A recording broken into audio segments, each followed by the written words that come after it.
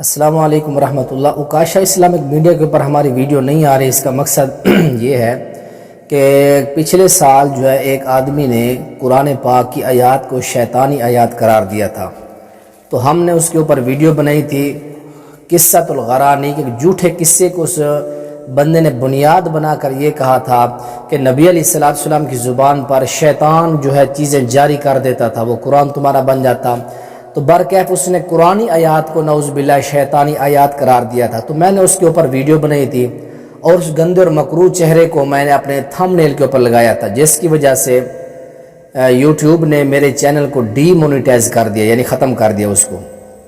تو اب جتنے ہمارے مواحدین ہیں، سننے والے ہیں، دین اسلام سے محبت رکھنے والے، اب ہم نے نیو چینل بنایا ہے قاری مجاہد الحق سپیچ، اب وہ آپ سرچ کر کے یوٹیوب کے اوپر اس کے اوپر تشریف لائے۔ اللہ آپ کو خوش رکھے۔ السلام علیکم ورحمۃ اللہ وبرکاتہ۔